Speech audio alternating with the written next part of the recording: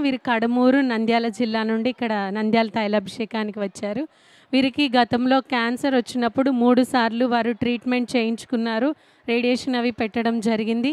తర్వాత కూడా మళ్ళీ ఈ మధ్య కాలంలో వారికి ముక్కులో మళ్ళీ గడ్డలా పెరిగింది. పెరిగినప్పుడు ఇక్కడ కర్నూలులో హాస్పిటల్‌కి వెళ్లి చెకప్ చేయించుకుంటే ఇక్కడ మేము ట్రీట్మెంట్ చేయడం జరగదు.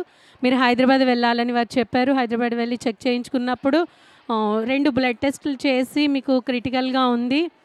బ్రతకడం కష్టమే అని అనుకున్నారు. అనుకున్నప్పుడు వారు ఇక్కడికి రావడం జరిగింది. తైలాభిషేకానికి వచ్చి ఇక్కడ వారి ఆరోగ్య నిమిత్తమై దైవజనులతో ప్రార్థన చేయించుకుని స్పాన్సర్ చేశారు. ఒక ప్రోగ్రామ్ స్పాన్సర్ చేసి మళ్ళీ అయ్యగారు చెప్తే, అయ్యగారు నువ్వు 100 ఏళ్ళు బ్రతుకుతావు పో అని దైవజనులు ప్రార్థన చేశారని వారు చెప్తున్నారు.